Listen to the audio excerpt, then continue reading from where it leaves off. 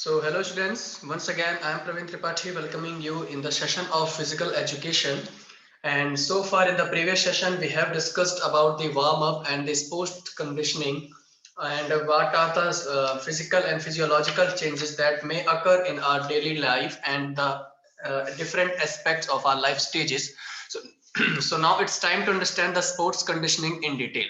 So yes, let's begin. So sports conditioning offers an edge over the competition.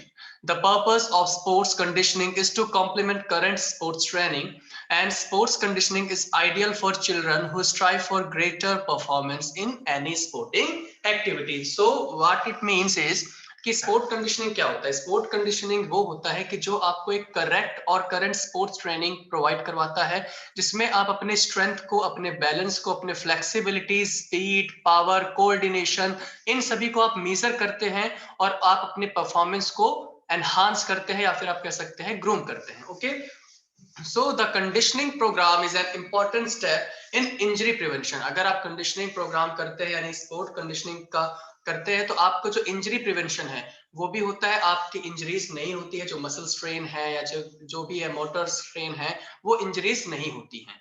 Proper training can reduce the incidence of injury in young athletes and also offers the teams as a chance to grow stronger together. Okay, so अगर हमको एक proper training मिलती है तो injuries तो आपकी बचेगी, साथ के साथ जो आपका टीम का कोऑर्डिनेशन है, जो टीम की फ्लेक्सिबिलिटीज है, जो स्ट्रॉन्ग रिलेशनशिप आपकी टीम में होता है वो भी एक कहीं ना कहीं बिल्ड होता है automatically. Okay, sports conditioning helps to prepare athletes for better application of their sports specific skill.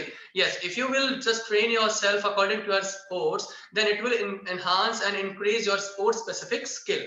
Supposingly if you are playing cricket, or supposingly if you are playing the football, and if you are applying yourself that kind of specific skill, that kind of specific training, that will enhance you for sure. Okay, so athletes of all levels and abilities needs a more sports oriented training program besides general fitness. तो यहाँ पर ये कहा जा रहा है कि जो जनरल फिटनेस के अलावा भी जो स्पोर्ट्स ओरिएंटेड ट्रेनिंग प्रोग्राम्स होते हैं, जो केवल आपके स्पेसिफिकली उन्हीं ट्रेनिंग प्रोग्राम को करवाया जाता है जहां पर जो आपका एक पर्टिकुलर गेम है उसी की ट्रेनिंग्स दी जाती है, तो वहां पर भी आपको एम्फसाइज करना चाहिए as a sport person. Sports conditioning should be directly related to a type of sport in which the individual participates. A good conditioning program includes strength, power, speed, quickness, agility, movement, skill, declaration, balance, reactivity, and anaerobic capacity. So these are some kind of capacity, these are kind of some specialties that must have been criteria to in sport conditioning. Okay, तो sport conditioning हमारी ये चीजें जो है include होती है जिसमें कि हम एनहांस कर सकते हैं, जैसे कि स्ट्रेंथ हो चुका है, पावर है, स्पीड है, क्विकनेस है, किसी चीज पे आप कैसे रिएक्ट करते हैं, तो ये स्पोर्ट कंडीशनिंग आपको ग्रूम करता है. The conditioning program should be specific to the sport and should meet the individual needs of the athlete. यानी कि जो आपका स्पोर्ट कंडीशनिंग प्रोग्राम है वो इस तरह से डिजाइन किया जाना चाहिए, इस तरह से शेड्यूल किया जाना चाहिए कि जो आपके स्पेसिफिकली उसी गेम्स की नीड को फुलफिल करता हो. Next one is the limber down or cool down. So cool down is a session of light exercise that follows rigorous physical activities. तो cool down में भी एक टाइप का लाइट एक्सरसाइज होती है जहां पर आप अपनी बॉडी की कुछ फिजिकल एक्टिविटीज करते हैं ताकि आप जो मेन एक्टिविटी गेम है उससे पहले आप एक कहीं ना कहीं वार्म अप हो जाएं. The session will usually include gentle exercises and stretching activities. तो कूल डाउनिंग में क्या होता है कि कुछ जनरल या जेंटल जो एक्सरसाइजेज होती है वो होती है और स्ट्रेचिंग एक्टिविटीज जो है वो भी लिम्बर डाउन या कूल डाउन में आती है. Stretching is a major factor in the procedure of cooling down. So stretching allows the body muscles to build elastically and repair from aerobic and anaerobic exercises. यानी कि जो इसमें limber down या cool down में जो main specifically जो किया जाता है वो है स्ट्रेचिंग. स्ट्रेचिंग से क्या होता है कि आपकी जो बॉडी मसल्स है वो इलास्टिकली जो बिल्ड होती है और कहीं ना कहीं वो जो उनके रिएक्शन टाइम होते हैं, जो उनके इंजरी प्रिवेंशन हैं वो भी बच जाते हैं. ठीक है, सो यहाँ पर है effects of a cool down, यानी कि कूल डाउन के इफेक्ट्स क्या क्या होते हैं.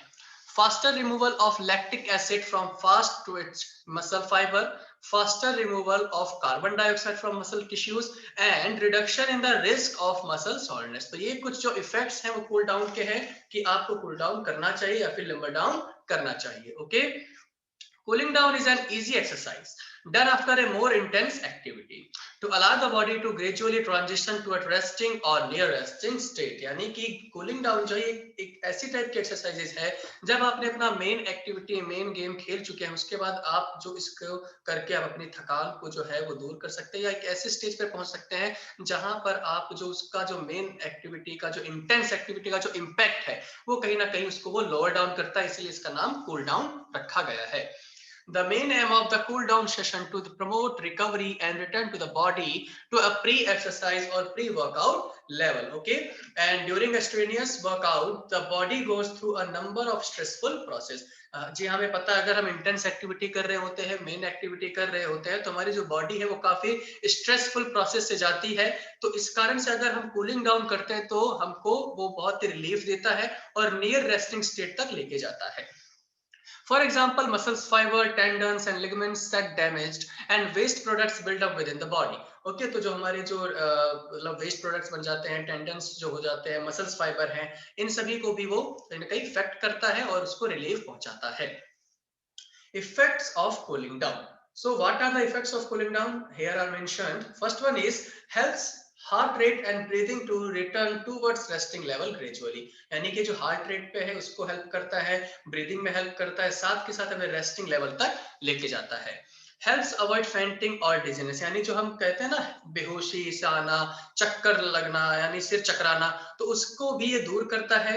विच can result from blood cooling in the large muscles of the legs when a vigorous activity is stop suddenly. कई बार क्या होता है कि जब हम बहुत ज्यादा मेन इंटेंस एक्टिविटी कर रहे होते हैं, बहुत ज्यादा मेहनत वाला काम कर रहे होते हैं, तो हमारे क्या जो मसल्स हैं, लेग्स के मसल्स हैं, वो एक्स्ट्रा पेन करने लग जाते हैं, वो कहीं ना कहीं जाम आप कह सकते हैं हो जाते हैं.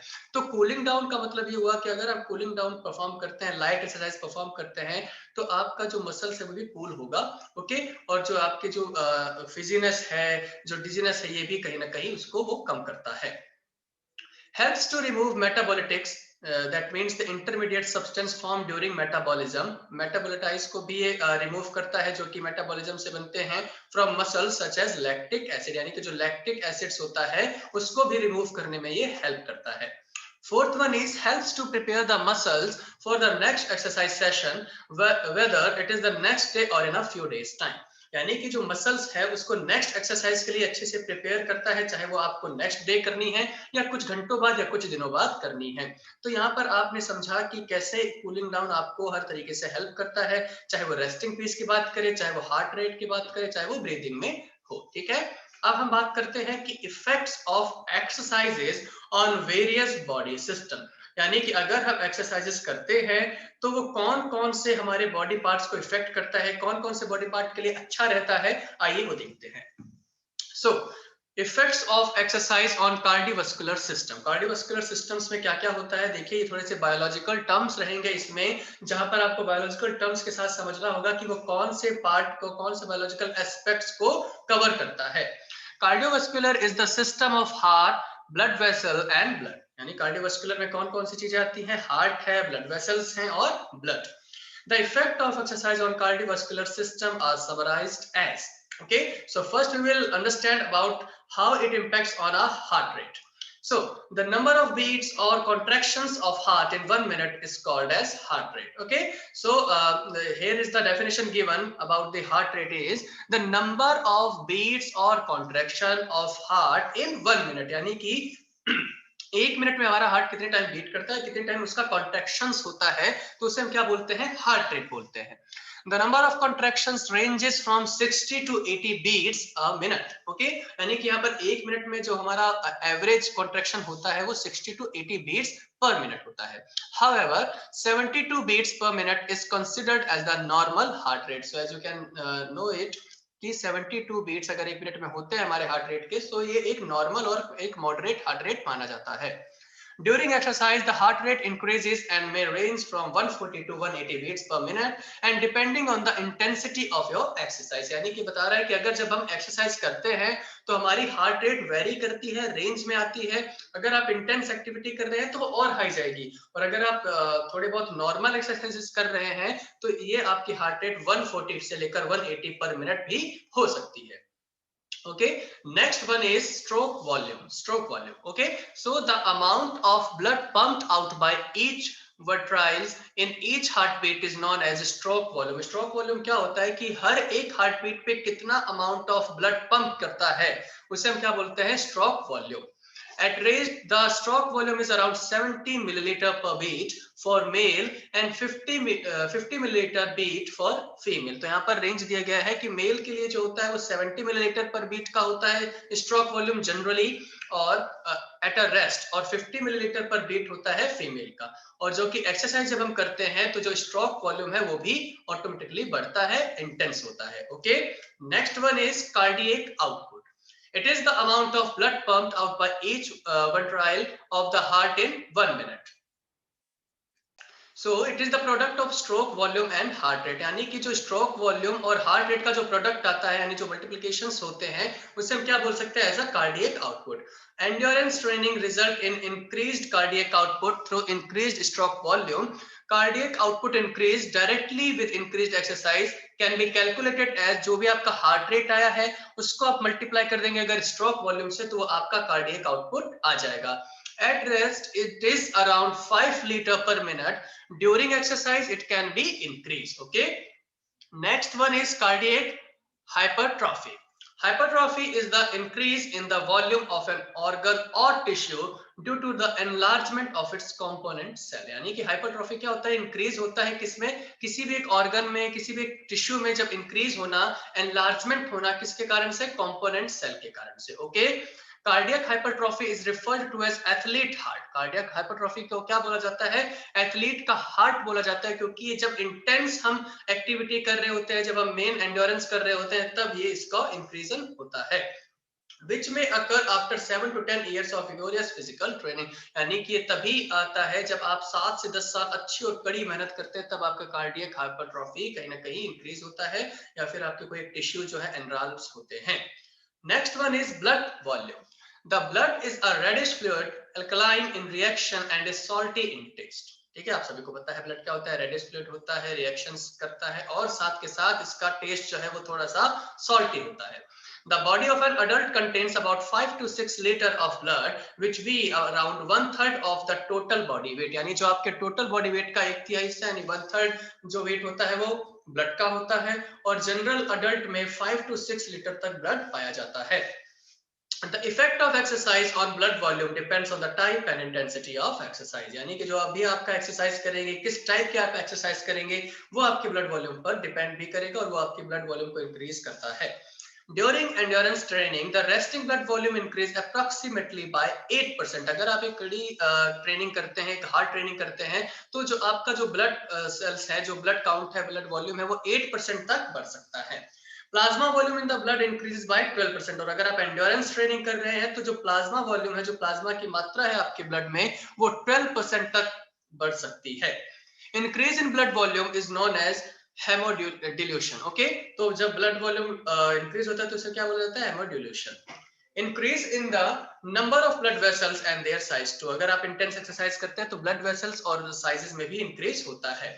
Bye continuous and endurance training capillarisation take places. ठीक है, तो ये थे कुछ हमारे इफेक्ट्स, जो हमारे कौन कौन से इफेक्ट्स होते हैं बॉडी पार्ट्स के जब हम एक्सरसाइजेस करते हैं. Now it's time to understand effect of exercises on respiratory system. So the mechanism of inspiration and expiration is known as the respiration. ठीक है, जो इंस्पिरेशन यानी जो सांस लेना और सांस को बाहर छोड़ना, उसे हम क्या बोलते हैं, इंस्पिरेशन एंड एक्सपिरेशन. और इन दोनों को अगर हम कंबाइन कर दे, इन दोनों के मैकेनिज्म को कंबाइन कर दिया जाता है, तो उसे क्या बोला जाता है, respiration. It is controlled by medulla oblongata of the brain, and it helps in adequate supply of oxygen to and elimination of carbon dioxide from the body. तो ये आप सभी को पता है, और हम बचपन से पढ़ते आ रहे हैं कि जो है ऑक्सीजन हम अंदर लेते हैं और कार्बन डाइऑक्साइड को हम बाहर रेस्पिरेट करते हैं. And the effects of exercise on respiratory system are summarized as follows. और हम कौन कौन से एक्सरसाइज किस तरीके से हमारे रेस्पिरेटरी सिस्टम को इफेक्ट करती है, वो यहाँ पर हमको दिया हुआ है. ओके स्टूडेंट्स, सो बाकी की जो रेस्पिरेटरी सिस्टम पे क्या क्या समराइज्ड होता है, क्या क्या इफेक्ट्स होते हैं एक्सरसाइजेस के, वो हम नेक्स्ट क्लास में पढ़ेंगे. और नेक्स्ट क्लास में जो है वो हम इस चैप्टर को फिनिश कर देंगे. उसके बाद हमारा चैप्टर 3 यानी कि physical and physiological aspect of physical education and sports and हो जाएगा। तो तब तक के लिए टेक केयर, बाय बाय।